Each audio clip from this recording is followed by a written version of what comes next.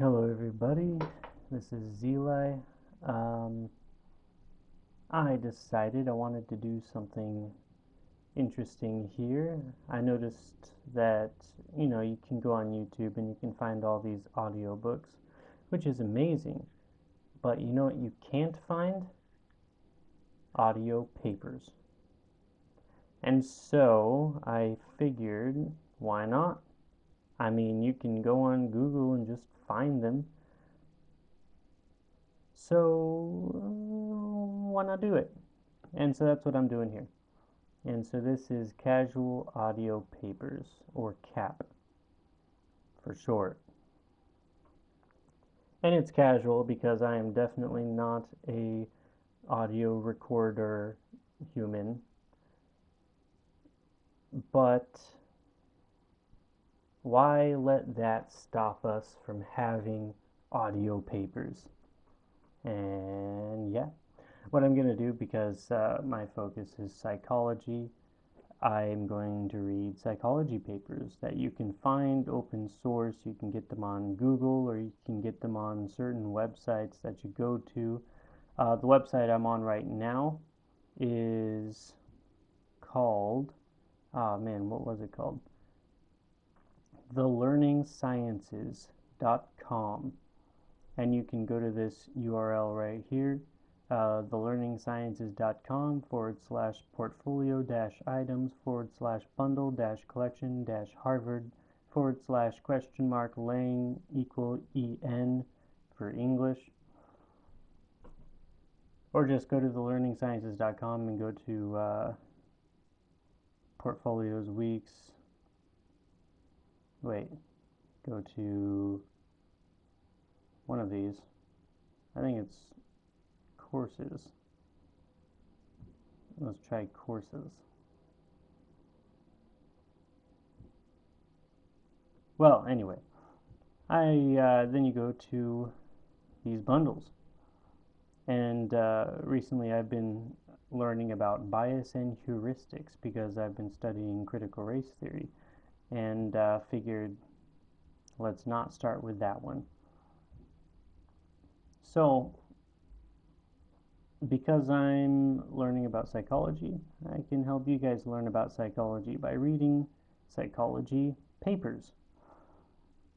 And going from this website, the website is by this lady. Her name is, oh my gosh, I'm going to,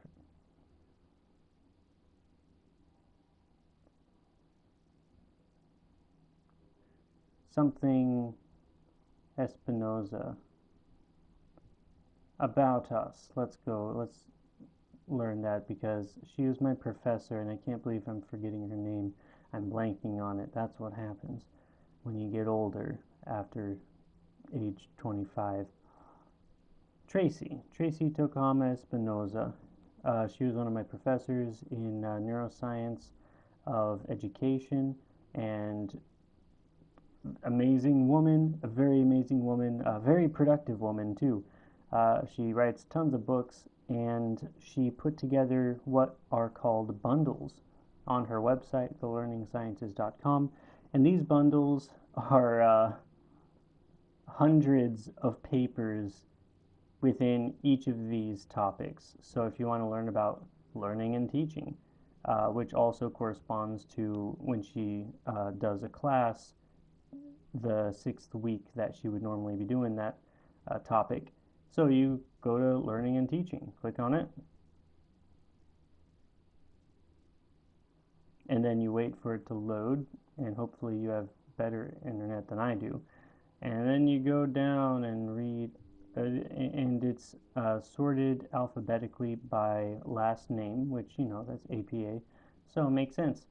And yeah, just hundreds and hundreds of papers.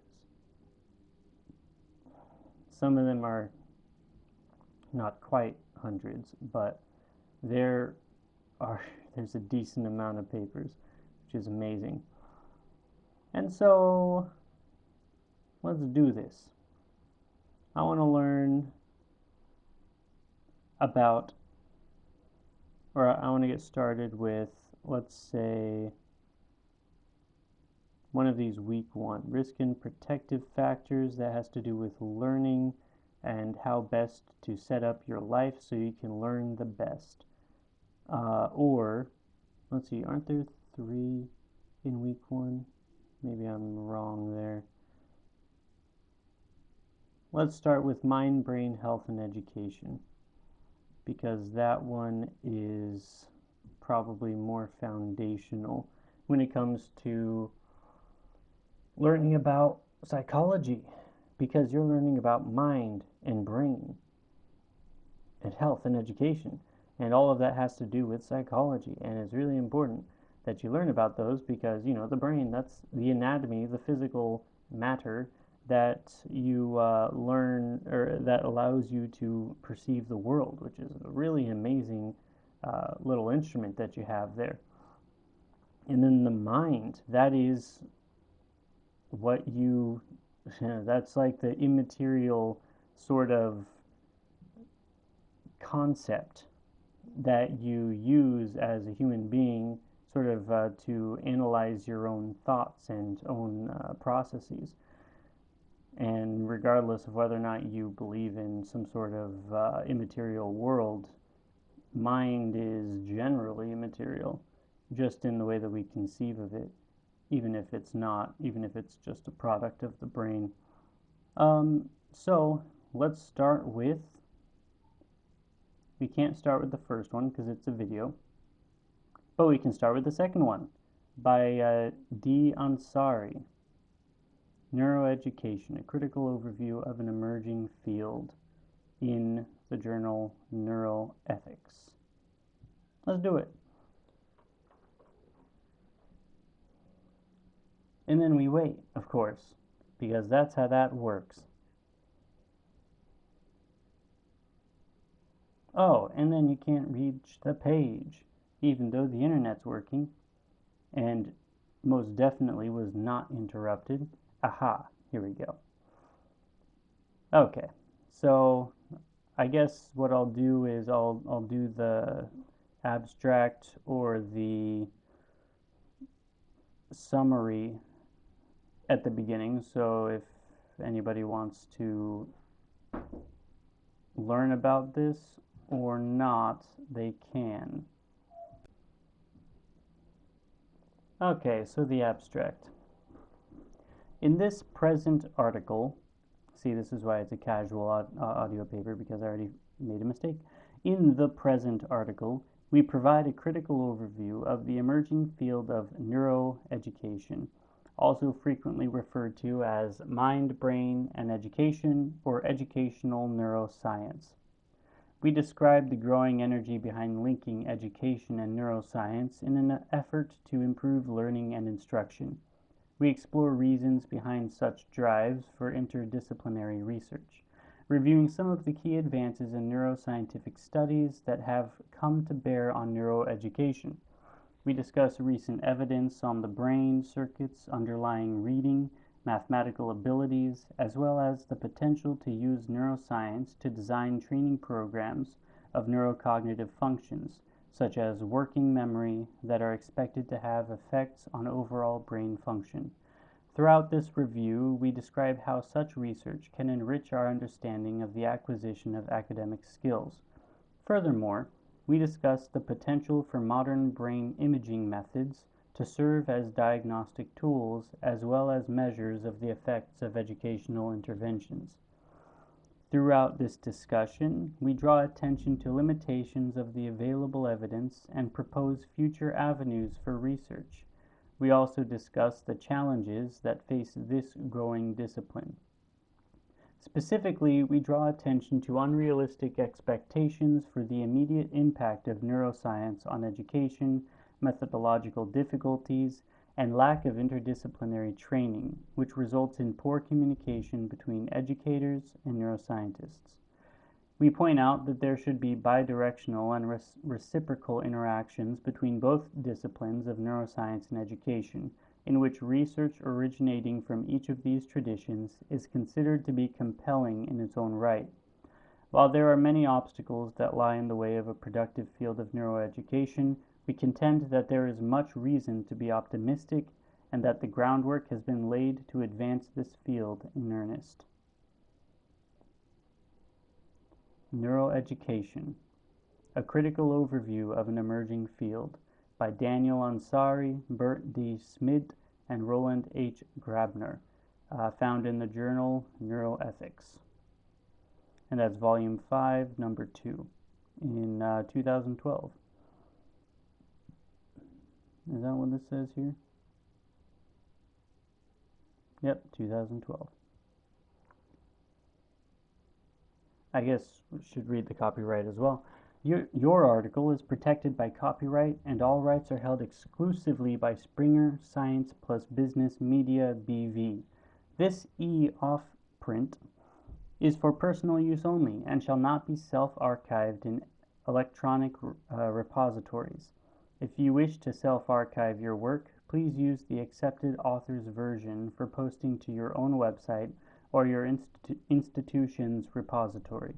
You may further deposit the accepted author's version on a funder's repository at a funder's request, provided it is not made publicly available until 12 months after publication.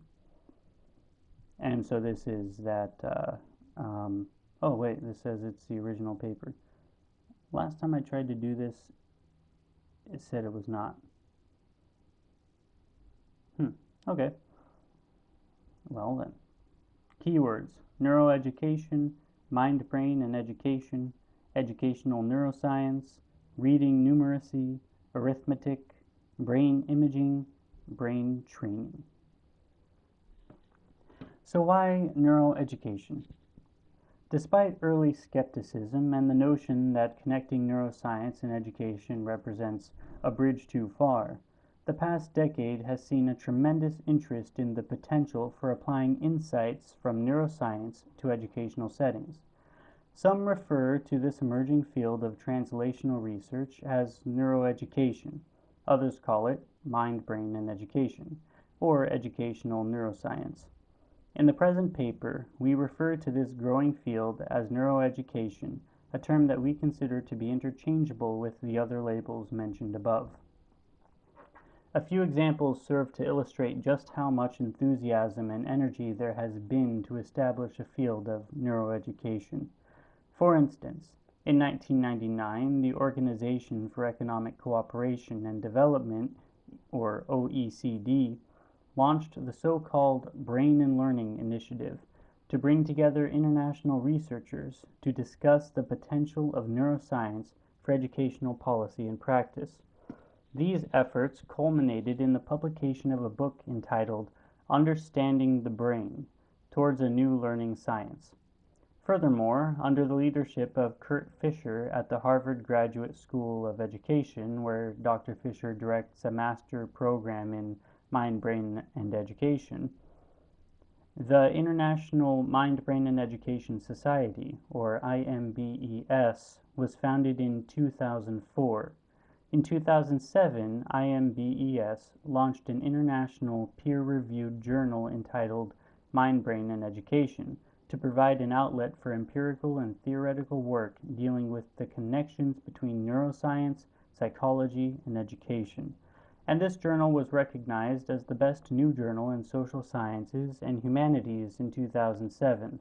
Moreover, in 2008, the then president of the Society for Neuroscience, Tom Carew, held a Neuroscience Research in Education Summit to bring together neuroscientists, education researchers, practitioners, and policymakers to explore the potential of neuroeducation. Most recently, in 2010, we, Daniel Ansari, Bert D. Smith, and Roland H. Grabner, organized a meeting of the European Association for Research on Learning and Instruction, or EARLI, a special interest group for neuroscience and education in Zurich, Switzerland, entitled Educational Neuroscience: Is It a Field? End quote. At which leaders of recently established centers for neuroeducation discussed the promises and pitfalls of this developing field. In addition to such events, numerous special issues on the subject have been published, including perhaps most notably reviews of neuroscience and education in recent special sections of high-ranking journals such as Science Magazine and Neuron. The above examples serve to illustrate the ambition of educational researchers, cognitive psychologists, and neuroscientists to forge interdisciplinary collaboration. There are numerous causes of this international drive to forge tighter bidirectional links between neuroscience and education, most importantly through the wide availability of non-invasive methods to image the functions of the human brain, such as functional magnetic resonance imaging, or fMRI, electroencephalography, EEG, and near-infrared spectroscopy, NIRS, to mention a few. It has become possible to measure which brain regions are involved in school-taught skills, such as reading and arithmetic, and how their neural correlates change over the course of learning and development. Recent studies have revealed that these changes are not restricted to brain function, but can also be observed in the brain structure. For example, Keller and Just revealed that 100 hertz of, of intensive remedial instruction, 100 hours of intensive remedial instruction lead to changes in the left hemisphere white matter structure of 8 to 10-year-old poor readers, suggesting that myelination had increased. And myelination is the part, it's a sodium-based sort of insulation around your neurons that assists in the efficiency and speed by which neurons can fire, and the electrochemical activation can travel. So it has been proposed by one of my professors that potentially the more myelin around neurons in a particular brain could increase the efficiency at which somebody thinks. Which, if my speaking is any indication of my myelination, I don't have much. But, who knows. Getting back to it.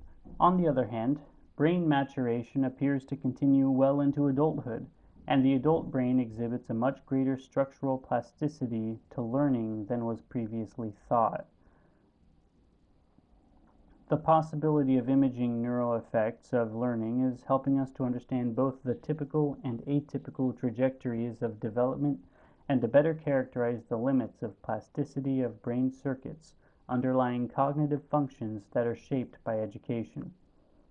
In addition, the application of neuroimaging methods has the potential to provide incremental insights into learning-related cognitive sub-processes at a more detailed level than on the basis of behavioral methods alone, for example, in the domain of mathematics.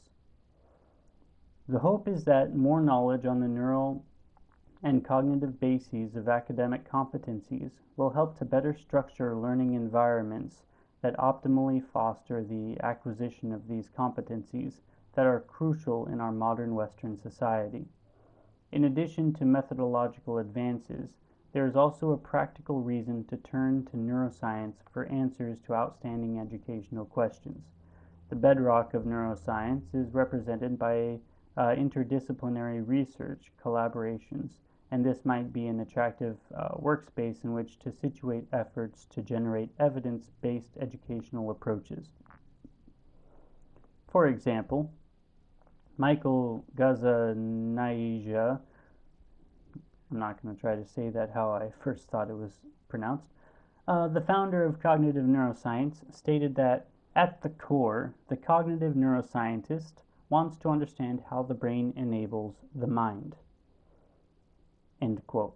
In practice, cognitive neuroscience involves the collaboration of cognitive psychologists who ask the relevant questions and situate them within existing frameworks of studying mental processes, with anatomists who are able to understand how different brain structures relate to different aspects of processing, and physicists who design increasingly sophisticated methods for the non-invasive imaging of the human brain, such as fMRI.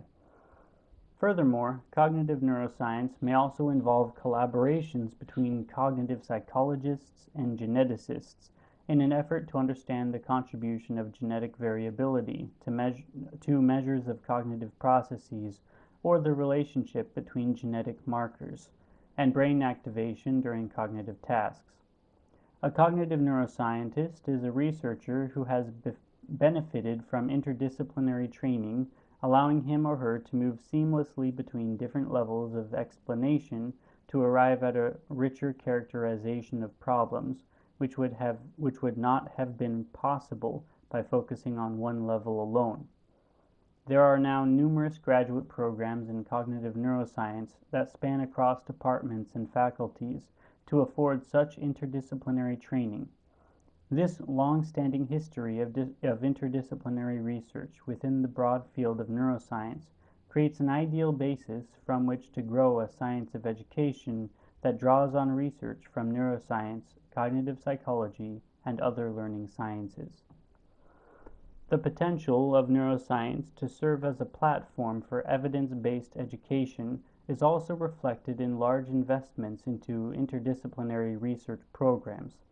For example, in 2005, the German Federal Ministry for Education and Research established the Neuroscience Instruction and Learning Funding Initiative. This program was partially a reaction to Germany's relatively poor performance in the OECD's Program for International Student Assessment, PISA. Similarly, the U.S. National Science Foundation established the Science of Learning funding program to establish interdisciplinary research centers to enhance our understanding of how students learn, how this learning can be optimally fostered, and how research may be brought to bear on educational problems. Many of the currently funded Science of Learning centers have cognitive neuroscientists as key investigators of larger interdisciplinary research teams. Thus, neuroscience is one of the fields of inquiry that funding agencies and policymakers have turned to for answers to large-scale educational problems.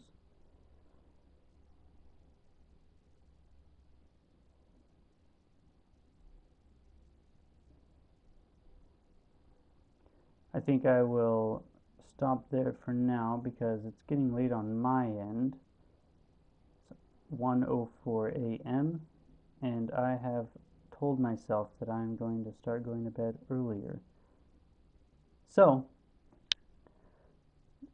I'm doing this primarily for me so I can go back and listen to this while I'm working, but I hope it is beneficial for anybody else who might be interested in psychology and neuroscience, and I hope that when it comes to other sorts of disciplines that this is something that maybe other people do so that they can better serve the educational community.